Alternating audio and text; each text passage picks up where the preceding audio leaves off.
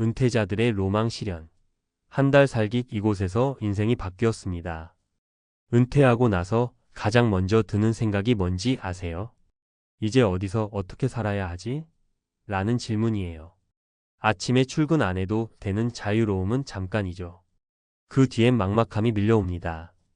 시간은 많은데 뭐하고 살아야 할지 모르겠고 집에만 있자니 답답하고 하루하루가 똑같이 반복되면서 내가 왜 이렇게 살고 있지? 싶을 때가 오거든요. 그럴 때 딱 좋은 게 바로 한 달 살기입니다. 멀리 떠나서 완전히 새로운 환경에서 살아보는 경험. 이게 생각보다 삶을 크게 바꿔줘요.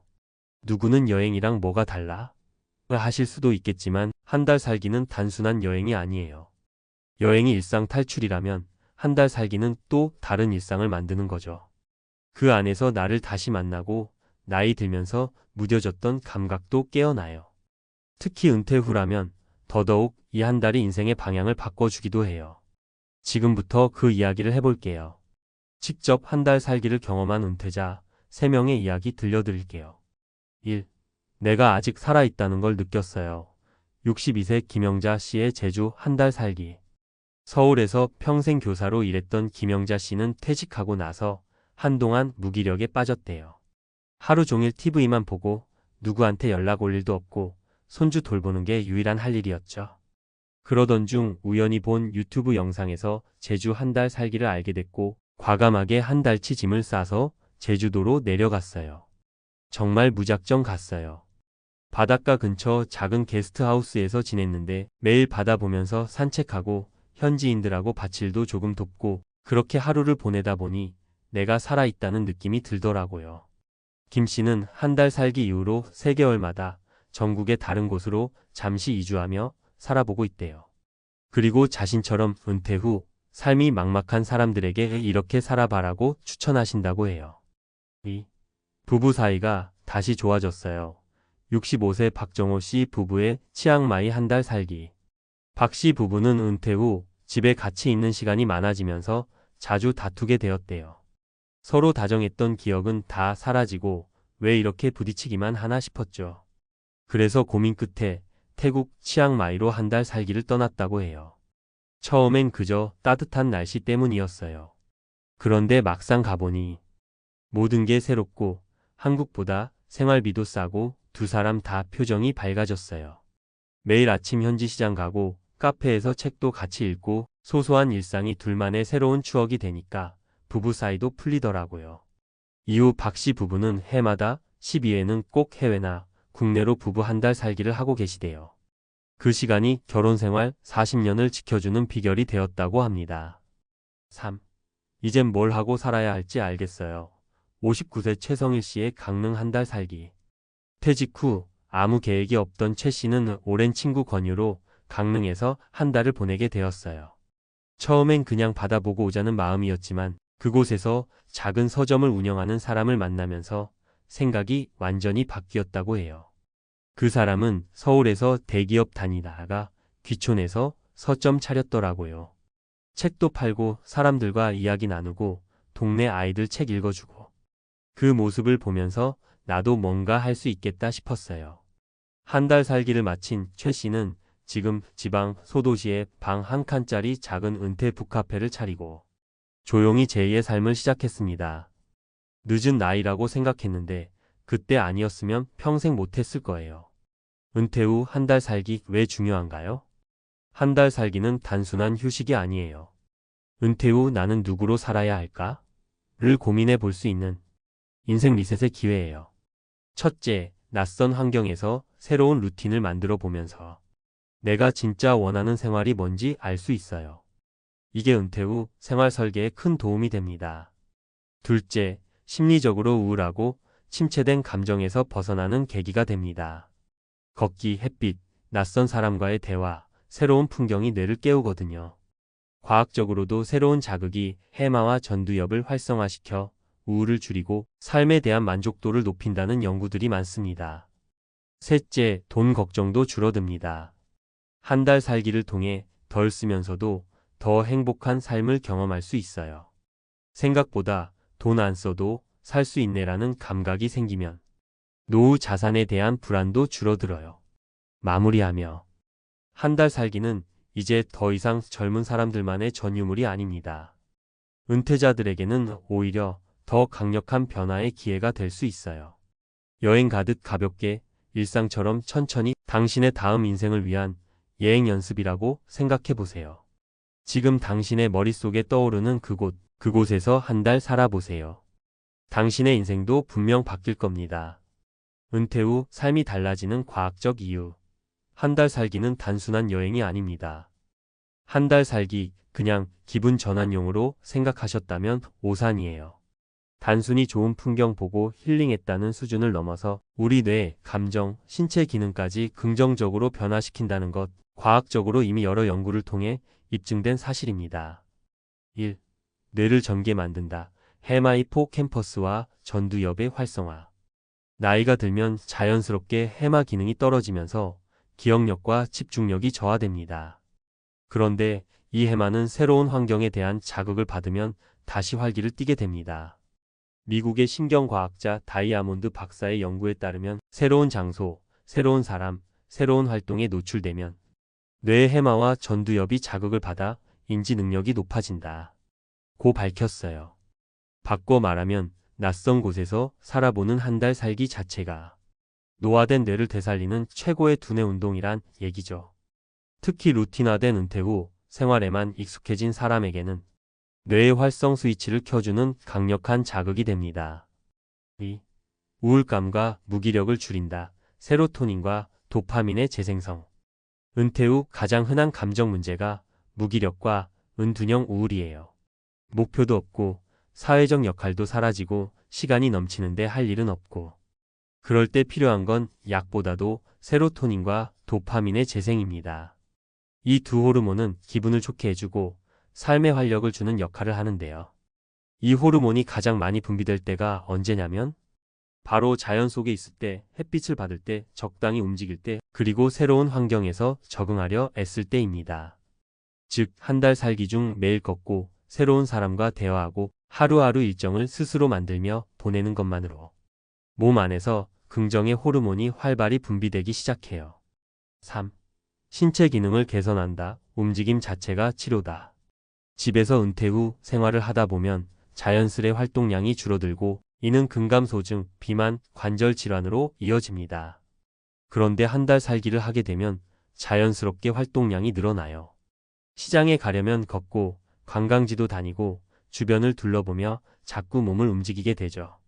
특히 걷기가 많아지면 하체 근육이 강화되고 이게 곧 낙상 예방, 당뇨 예방, 심혈관 건강 개선으로 이어진다는 연구도 많습니다. 세계보건기구 WHO에서도 일주일에 최소 150분 이상의 중간 강도의 신체 활동을 권장하는데 한 달 살기를 하면 이 기준을 훨씬 쉽게 달성하게 돼요. 결론적으로 한 달 살기는 은퇴자에게 다음을 선물합니다. 뇌 자극을 통한 인지 기능 향상, 우울감 감소와 심리적 회복력 증가, 자연스러운 신체 기능 강화, 지속 가능한 삶의 방향 탐색 기회, 소비 중심의 삶에서 벗어난 진짜 삶의 질 회복. 한 달 살기를 제대로 하려면 무작정 떠나면 실망할 수도 있어요. 아래 몇 가지는 미리 점검하고 가면 더 성공적인 경험이 될 거예요. 목적 설정하기 쉬고 싶은 건지, 새로운 지역을 경험하고 싶은 건지. 예산 정리하기 한 달 살기라고 무조건 비싼 건 아닙니다. 국내는 5만 100만 원 선에서 가능하고 동남아 일부 지역은 더 저렴해요.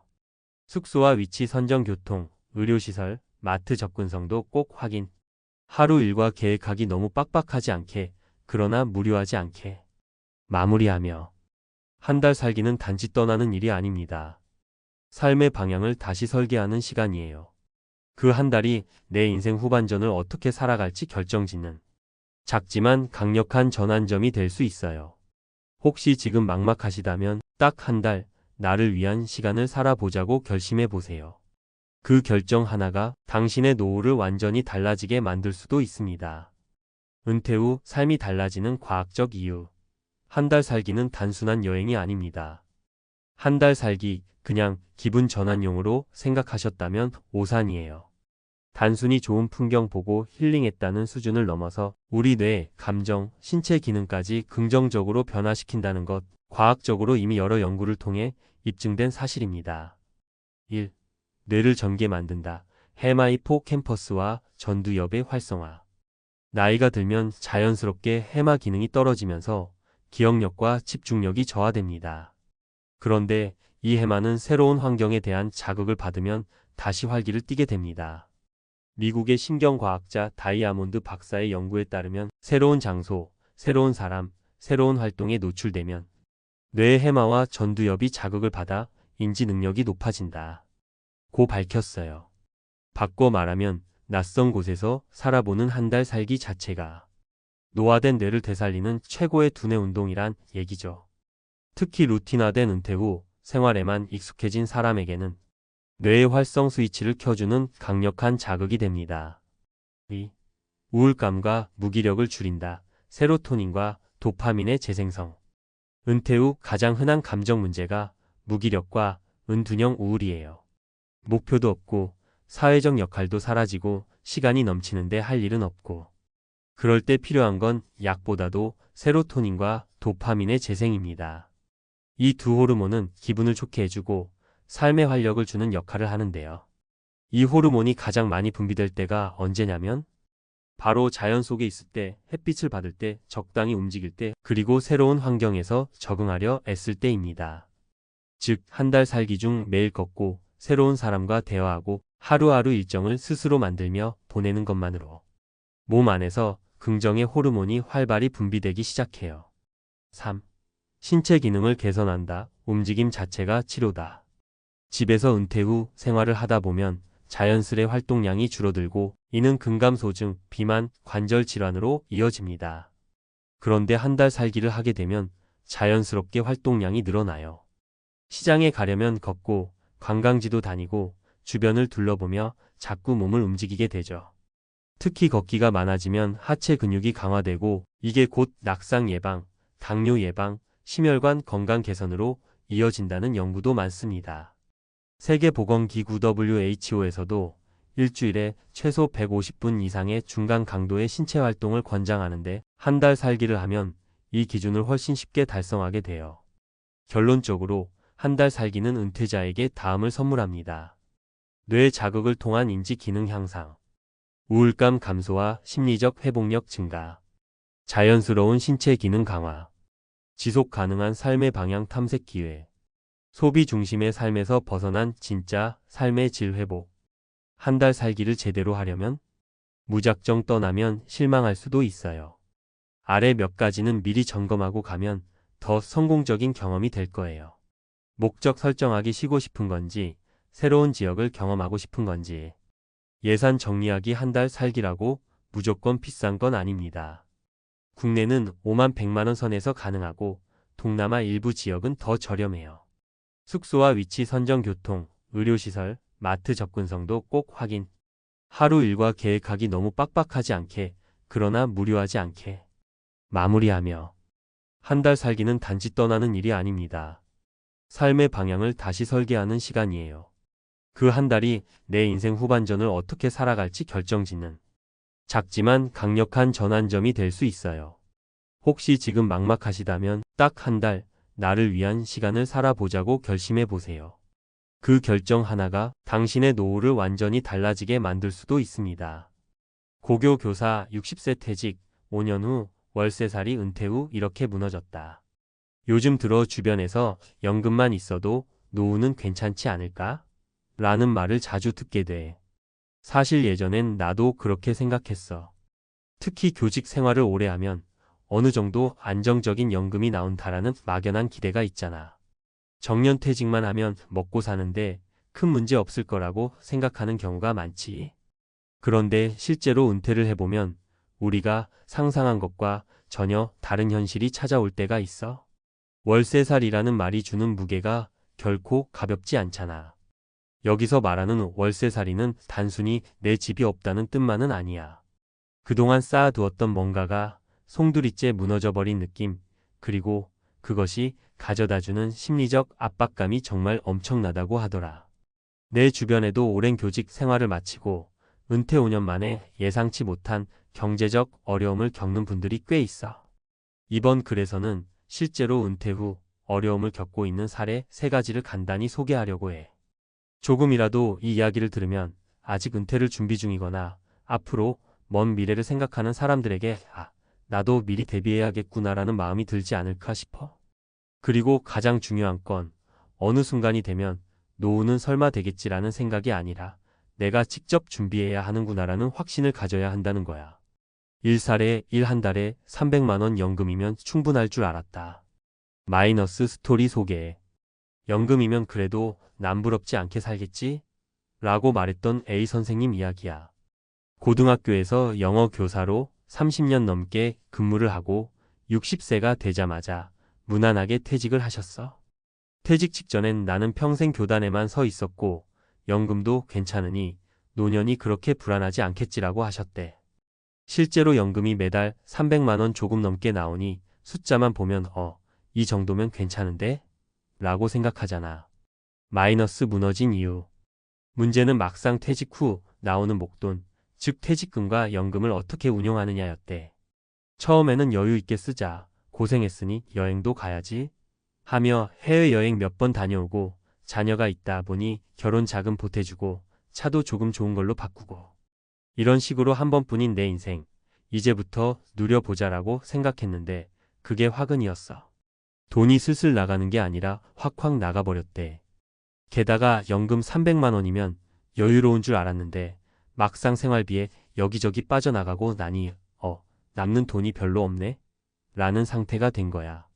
그러다 집을 유지할 수 있는 자금이 부족해지면서 결국 5년 만에 집을 처분하고 월세로 전환해야 했다고 해.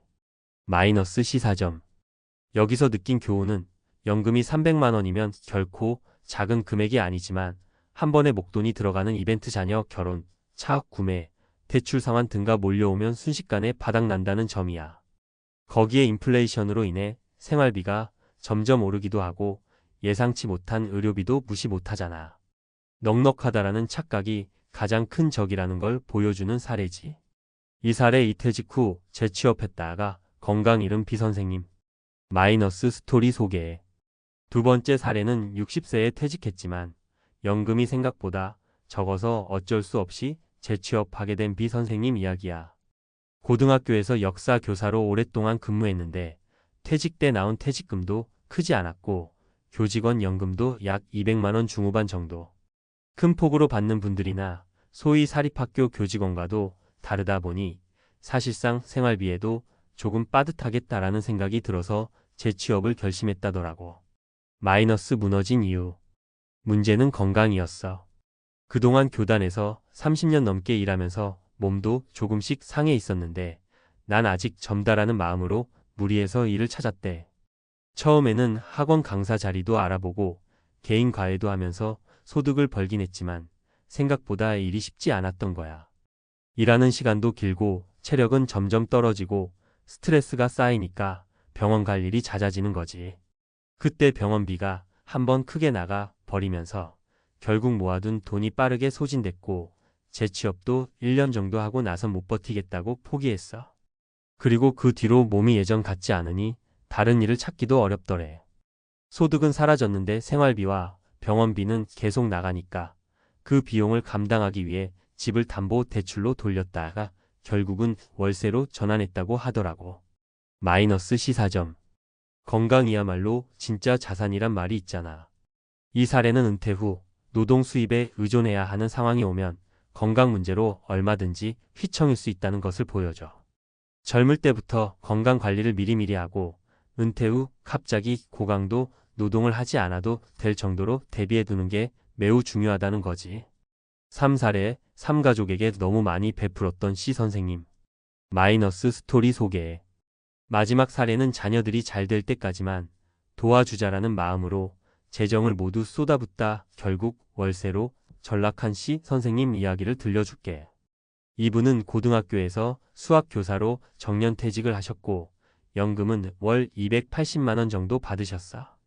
부부 모두 함께 살아가면서 자식이 3명인데 다들 경제적으로 자립 중이라고는 했지만 막상 사회초년생이라면서 계속 손 벌리는 일이 잦았던 거야. 마이너스 무너진 이유. C 선생님 부부는 그래도 아이들은 밀어줘야지. 나중에 잘 되면 자식이 효도하겠지라는 생각으로 자녀들 학자금 대출을 다 갚아주고 취업할 때 필요한 자금도 두둑히 대줬대. 결혼 자금도 최대한 잘해주고 싶다라는 마음으로 부족한 부분 다 메워주고 그러다 보니 퇴직금도 거의 다 썼고 살던 집에 대출도 늘고 이때부터 연금을 생활비로만 쓰기에도 빠듯해졌다는 거지. 그런데 시간이 지나니 자녀들이 결혼 후 자기 가정 꾸리기도 바쁘니 효도는커녕 돌봐줄 여력이 없더라는 거야. 결국 자식에게 듬뿍 주면 득이 되겠지라는 희망은 현실과 크게 달랐지. 본인들도 생활비 부족이 심각해져 집을 처분하고 작은 월세로 옮겨가야 했고 여유가 없으니 이제는 자녀들도 도와줄 수 없는 상태가 돼버렸어. 마이너스 시사점. 자녀에게 투자하고 가족을 위해 희생하는 건 아름다운 일이지만 은퇴 자금을 전부 베풀므로만 쓰다 보면 정작 자신의 노후가 무너질 수 있다는 점을 보여줘. 자녀들이나 가족들도 결국엔 자립해야 하고 부모가 계속 지원해줄 수 있는 환경이 아니다 보니 미리 지원 한도를 정하고 나머지는 확실히 내 노후를 위해 지키는 전략이 필요하다고 생각해. 은퇴 준비에서 놓치지 말아야 할 것들. 위 세 사례를 보면 공통적으로 막연한 낙관이 있다는 걸 느낄 거야. 연금이면 됐겠지? 내가 다시 일하면 되겠지? 자식들이 나중에 알아서 해주겠지? 근데 현실은 절대 그렇게 호락호락하지 않잖아. 재정 설계 은퇴 전에 연금 외에도 현금 흐름을 다양화할 방법 임대수익, 재취업, 금융투자 등을 구체적으로 계획해야 해. 특히 목돈이 들어가는 지출 자녀 결혼, 자동차, 대출 상환, 여행 등을 어떻게 조절할지 미리 계산해 놓는 게 좋아. 건강관리 은퇴 후에는 의료비가 더 들 수밖에 없으니까 젊을 때부터 병원비 나갈 부분도 예산에 포함해 둬야 해. 그리고 퇴직 후 새로 일을 시작하려면 최소한 지금의 건강 상태를 꾸준히 유지하거나 개선하는 방향으로 가야 한다는 점이 중요해. 가족과의 대화 자녀 지원 문제도 결국은 가족 안에서 솔직하게 부모의 노후 자금은 어디까지 할 수 있는가를 이야기해야 해. 괜히 부모가 무리해서 베풀었다가 정작 본인은 생활고에 시달리면 나중에 자녀 입장에서도 미안하고 불편해질 수 있거든. 정리하며 은퇴 후 이렇게 무너졌다 라는 문장은 겁나는 이야기처럼 들리지만 실제로 우리 주변에 이런 일이 점점 많이 벌어지고 있어. 누구도 난 안 그럴 거야 라고 장담 못한다는 게 무서운 거지. 나는 이 글에서 안 좋은 미래만 제시하고 끝내고 싶진 않아. 오히려 지금이라도 준비한다면 충분히 피해갈 수 있다는 메시지를 전하고 싶어. 은퇴 후 재취업이 아니라 은퇴 전의 부업이나 취미를 업으로 연결할 수 있는지 검토해봐. 갑자기 60세 이후에 막무가내로 뛰어드는 것보다는 미리 작은 일이라도 경험해두면 몸과 마음이 훨씬 편해질 수 있지. 금융 문맹 탈출을 위해 간단한 투자, 공부라도 시작하는 게 좋아.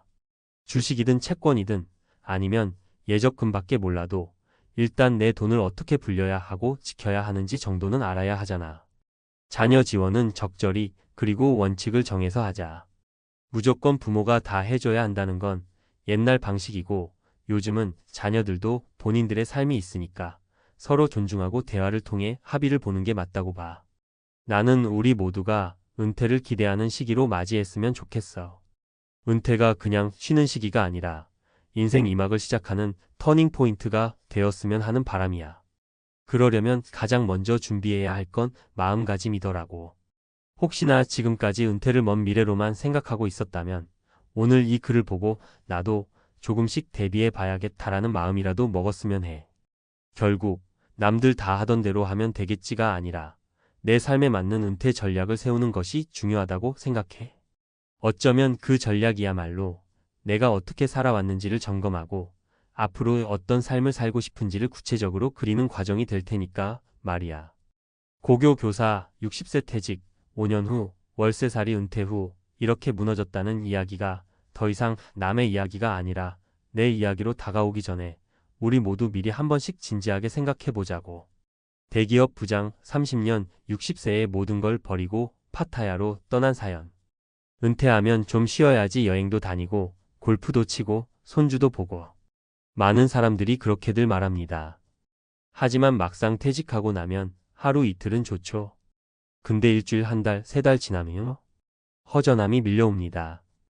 수십 년 동안 일터에서 쌓은 성취감, 사람들과의 관계, 출근이라는 규칙적인 삶이 사라지고 나면 남는 건 나 이제 뭐 하지? 라는 생각뿐이에요. 대기업 부장 출신 김성우 씨 60세의 선택. 서울에서 30년 넘게 대기업 부장으로 일했던 김성우 씨. 회식도 출장도 팀장 회의도 익숙했던 분입니다. 하지만 정년을 딱 채우고 은퇴한 그 순간 예상치 못한 공허함이 찾아왔대요. 처음 한두 달은 좋았습니다. 오랜만에 늦잠도 자고 집 근처 카페 가서 커피도 마시고 친구들도 만나고요. 그런데 시간이 갈수록 마음이 무너졌다고 해요. 나라는 존재가 이렇게 쓸모 없어지는 건가? 이렇게 노후를 보내는 게 맞는 건가? 그렇게 방황하던 어느 날 여행 삼아 들른 태국 파타야에서 그는 다른 삶의 가능성을 발견합니다. 햇살 좋은 해변, 저렴한 물가, 느긋한 사람들. 무엇보다 나이 들었다고 해서 아무것도 할 수 없다는 느낌이 없었다고 해요. 그곳에서 만난 또 다른 한국인 은퇴자들이 김 부장님의 인생을 바꿔놓았습니다. 파타야로 떠난 3명의 은퇴자들 이야기. 1. 건설회사 임원 출신 파타야에서 바바 창업. 김상진가명 씨는 58세까지 건설회사 임원으로 전국을 돌며 바쁘게 살았던 분입니다. 하루가 멀다 하고 현장에 나가고 회의하고 직원들 챙기고 은퇴 후엔 오히려 무기력해졌대요. 그런데 파타야에 갔다가 우연히 현지 바를 운영하던 한국인을 만납니다. 형님, 여기선 하루 수입 10만 원만 벌어도 행복해요. 말 한마디에 뭔가 울컥했다죠. 한국에선 매달 수백 벌고도 불안했는데 여기선 소소하게 벌면서도 여유가 있다는 것. 그 뒤로 김 씨는 직접 작은 바를 인수해서 운영 중입니다. 돈보다 중요한 건 마음의 여유였어요. 그가 말하던 그 한마디가 아직도 기억에 남습니다. 59세 여성 공무원, 파타야에서 요가 강사로 변신. 박정희 가명 씨는 30년간 보건소에서 일한 공무원이었습니다. 사람들을 챙기고 민원 응대하느라 지칠 대로 지친 몸과 마음. 퇴직 후 우울감까지 겪었지만 젊을 때 배운 요가를 떠올리고는 무작정 태국행 비행기에 올랐습니다. 파타야에서 현지 커뮤니티와 연결된 요가 스튜디오를 찾았고 처음엔 한국인 대상으로 수업을 시작했는데 지금은 외국인들에게도 인기를 끌고 있어요. 60세의 요가 강사가 될 줄은 꿈에도 몰랐죠. 하지만 몸도 마음도 예전보다 훨씬 건강해졌어요. 이 말이 인상 깊었습니다. 3.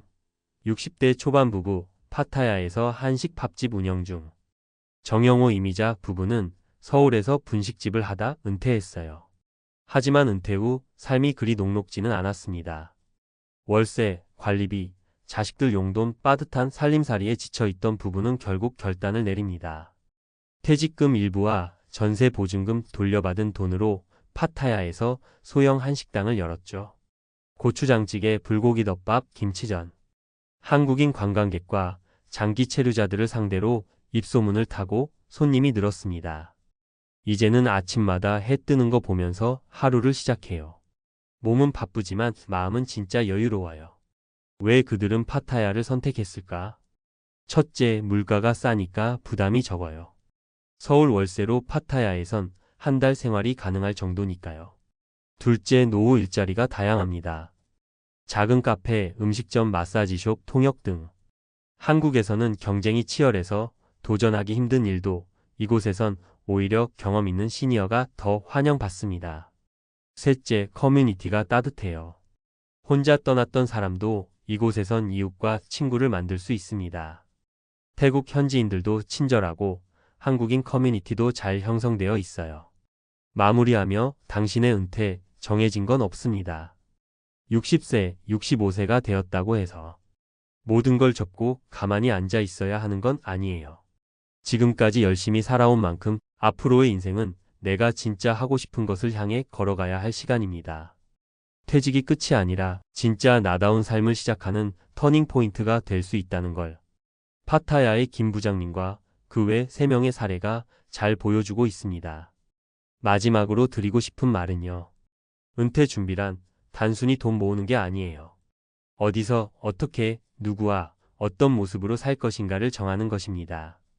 당신은 어떤 은퇴를 꿈꾸고 계신가요? 전문가 칼럼. 60세, 은퇴 후 파타야로 떠난 대기업 부장님이 보여준 새로운 노후의 정답. 2025년 현재 대한민국의 은퇴 인구는 급속히 증가하고 있습니다. 평균 수명은 83세를 넘었고 은퇴 이후의 삶은 이제 보너스가 아닌 제2의 인생이자 또 다른 전략적 설계의 영역입니다. 특히 최근 몇 년간 급부상한 키워드는 바로 은퇴 이민. 그 중에서도 가장 주목받는 지역 중 하나가 태국 파타야입니다. 그렇다면 왜 많은 은퇴자들이 파타야를 선택하고 있을까요? 단순한 휴양의 개념을 넘어 실질적인 삶의 무대로서의 장점과 준비해야 할 현실적 조건들, 그리고 성공 사례를 함께 살펴보겠습니다.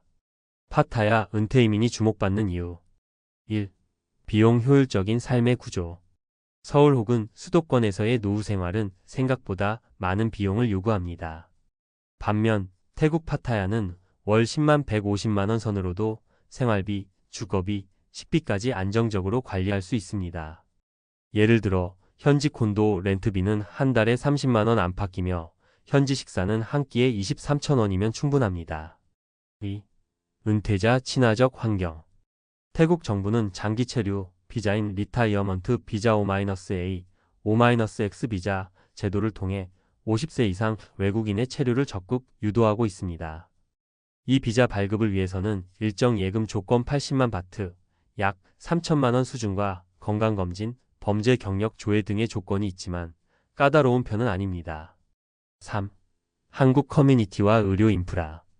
파타야에는 이미 수많은 한국 은퇴자와 장기 체류자들이 거주하고 있어 언어 정문화적 장벽이 낮고 방콕이나 파타야 중심가에는 국제 수준의 병원이 자리 잡고 있어 응급 의료 인프라도 상대적으로 안정적입니다. 실제 사례 3가지 설득력 있는 변화의 이야기. 사례 1. 건설회사 임원 출신 58세 남성 소형바 창업. 서울에서 임원직을 역임했던 김상진가명 씨는 은퇴 후 한국에서 몇 개월간 방황하던 중 파타야에서 우연히 들른 한국인이 운영하는 바에서 힌트를 얻습니다. 초기 투자금 약 3천만 원, 현지인 직원 2명 고용.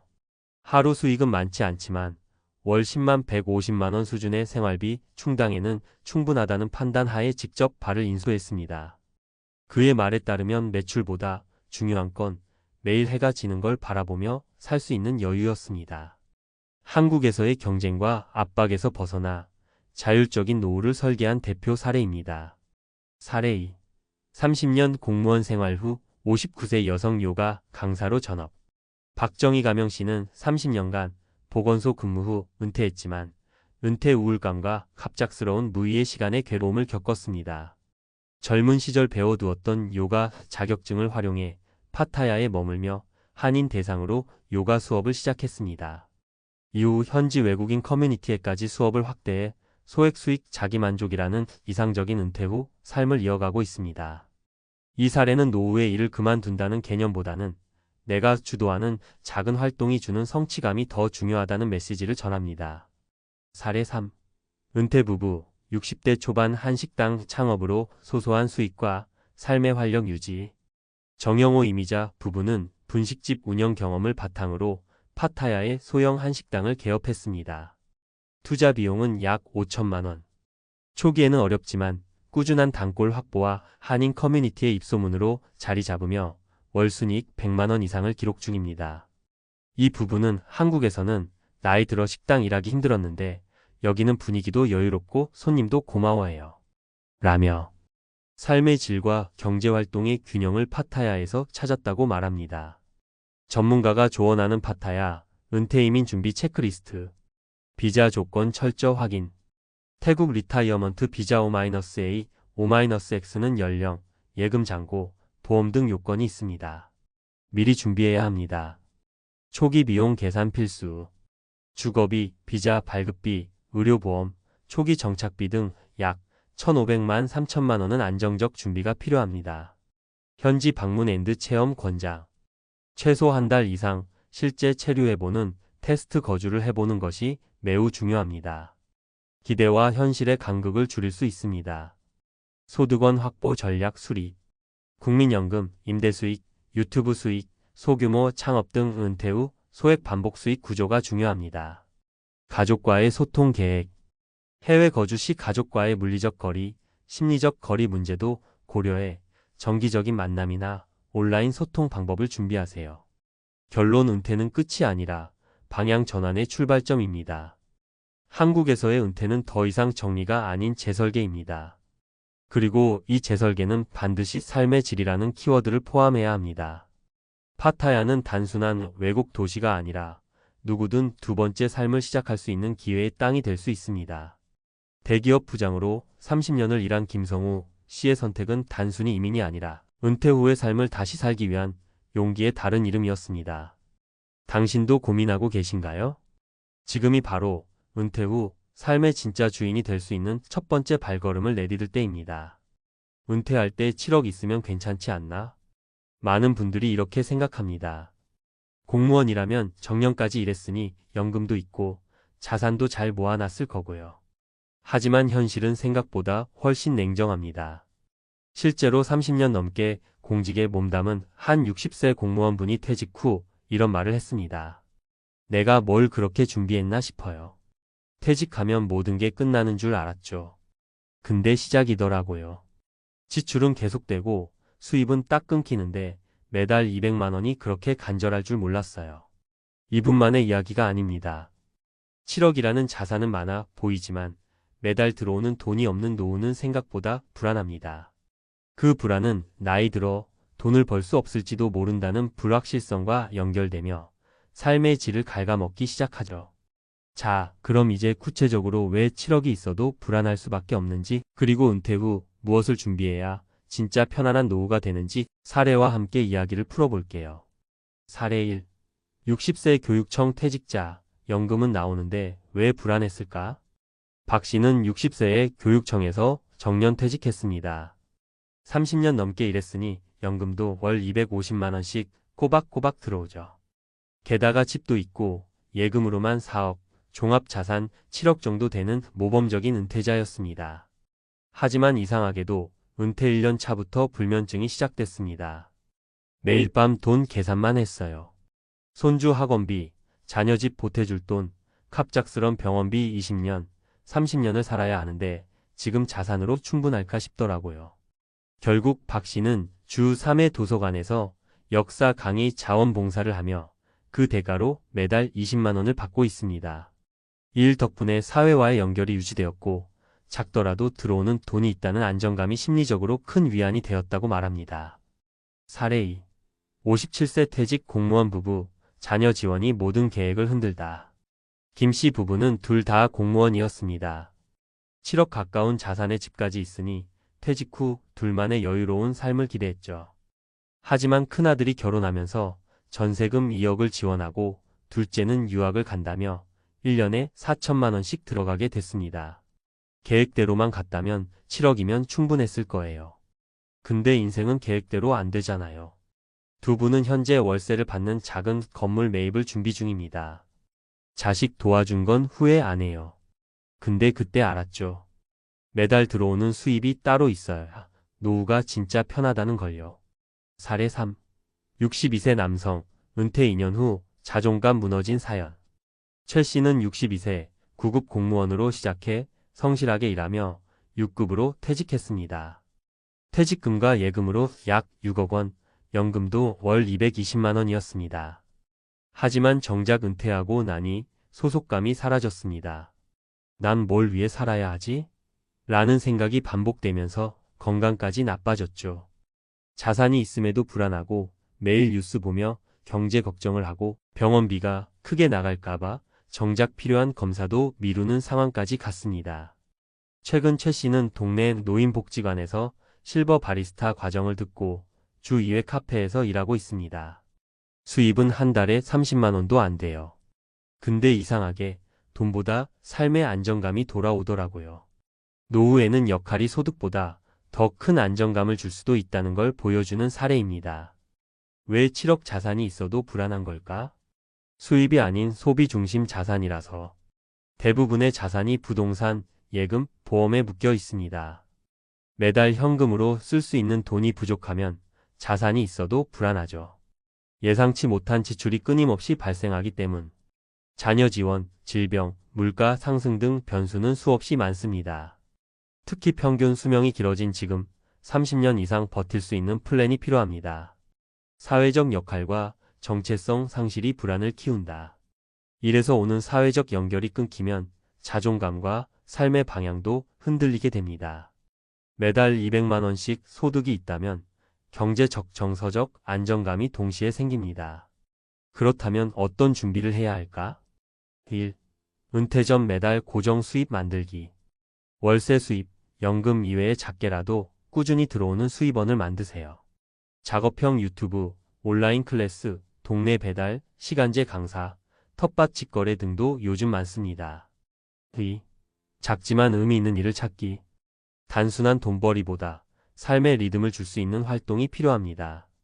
은퇴 후에도 나의 자리를 만드는 일을 놓치면 정신 건강에 큰 타격을 입을 수 있어요. 3. 자산의 현금화 가능성 확인하기. 부동산 비중이 크다면 유사시 처분이 가능한지 매달 얼마가 나올 수 있는지 따져봐야 합니다. 필요시 임대용 부동산이나 배당주 투자, 월지급형 상품도 고려해 보세요. 마무리하며 우리가 은퇴 후 가장 두려워하는 건 사실 돈이 부족한 현실보다도 돈이 부족해질지도 모른다는 불안감입니다. 7억이 있어도 불안한 이유는 바로 여기 있습니다. 매달 200만 원이라도 들어오는 구조를 만들어두는 것, 그게 진짜 노후의 안전벨트예요. 내가 은퇴하고도 살아있다는 느낌을 받고 싶다면 단순히 얼마 모았는지가 아니라 매달 얼마 들어오는가에 주목해야 합니다. 전문가가 말하는 왜 7억 자산이 있어도 불안한가? 많은 사람들은 숫자만 보고 안심합니다. 7억이면 괜찮지. 하지만 은퇴 후 경제 설계는 자산 총액이 아니라 현금 흐름 캐시플로 중심으로 짜야 합니다. 즉 매달 얼마가 들어오는가가 핵심입니다. 7억을 단순히 정기예금으로만 굴린다고 가정해 봅시다. 연 3% 수익률이라고 해도 세후 월 수입은 약 14만 150만 원 수준입니다. 이 돈으로 의식주, 병원비, 여가생활, 인플레이션까지 감당하기엔 턱없이 부족합니다. 그리고 중요한 포인트 하나 더. 바로 수명 리스크 론제버티 리스크입니다. 100세 시대 노후는 30년 이상입니다. 60세에 은퇴한다고 가정하면 노후 기간은 3040년에 달합니다. 이 긴 시간 동안 돈을 한번 모아둔 것으로는 절대 지속 가능하지 않아요. 또한 기대 수명이 늘어나면서 장기 요양, 만성질환, 고령화된 자녀의 뒷바라지까지 은퇴 이후에도 돈 쓸 일은 끊이지 않습니다. 7억이라는 자산은 처음엔 커 보여도 계획 없이 쓰다 보면 10년 안에 바닥나기도 합니다.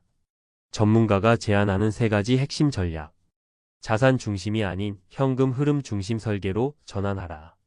은퇴 준비에서 가장 중요한 건 매달 안정적으로 들어오는 수입을 만들어 놓는 것입니다. 이를 위해선 다음과 같은 수단들을 적극 활용해야 합니다. 월지급형 배당주나 ETF 투자, 월세 수입이 가능한 소형 부동산, 정기적으로 강연, 콘텐츠 제작 등 지식 기반 활동, 지역사회 연계형 소득활동문화센터 강사, 실버 돌봄 등. 핵심은 금액의 크기가 아니라 지속성과 안정성입니다. 월 10만 200만 원이라도 꾸준히 들어온다면 심리적 안정감이 완전히 달라집니다.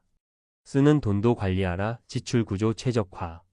들어오는 돈만큼 중요한 것이 나가는 돈입니다. 특히 은퇴 후에는 불필요한 소비를 통제하는 능력이 매우 중요합니다. 고정비, 보험료, 통신비, 관리비 등을 점검해 축소. 무리한 자녀 지원은 계획적으로, 감정적으로 하지 않기. 소소한 소비도 월 단위로 정리하여 지출일지 작성. 많은 분들이 돈이 모자라서가 아니라 새는 줄 모르고 썼기 때문에 은퇴 후 곤란해집니다. 노후의 핵심은 역할과 연결 경제활동 외의 안정장치 마련. 은퇴 후 자산과 소득만 챙긴다고 해서 진짜 안정된 삶이 되는 건 아닙니다. 중요한 건 역할과 사회적 연결입니다. 지역 커뮤니티에서 자원봉사 또는 사회적 기업 참여, 취미 기반의 소규모 창업 또는 콘텐츠 제작, 경험을 공유할 수 있는 SNS, 블로그 활동. 이런 활동은 단순한 돈벌이를 넘어 삶의 의미와 일상을 유지하는 힘이 됩니다. 실제로 경제활동을 이어가는 은퇴자는 우울증, 건강 악화 비율이 현저히 낮습니다. 결론 자산보다 중요한 건 구조입니다. 7억이라는 숫자는 안정감을 주는 듯 하지만 은퇴 후의 삶을 유지하기엔 불확실성이 너무 큽니다. 따라서 진짜 은퇴 준비는 다음 질문에 답하는 것으로 시작해야 합니다. 지금 당장 수입이 끊긴다면 나는 몇 년이나 버틸 수 있을까? 내 자산은 매달 얼마의 현금 흐름을 만들어주는 구조로 되어 있는가? 나는 나이 들어서도 일 또는 역할을 통해 사회와 연결되어 있을 수 있는가? 전문가의 마지막 조언. 노후는 마라톤입니다. 단거리 질주가 아니에요. 지금 가진 자산이 얼마나 크냐보다 지속 가능한 구조를 만들 수 있느냐가 진짜 승부입니다. 매달 200만 원의 현금 흐름을 만드는 설계, 그게 바로 7억 자산보다 강한 은퇴의 안전장치입니다.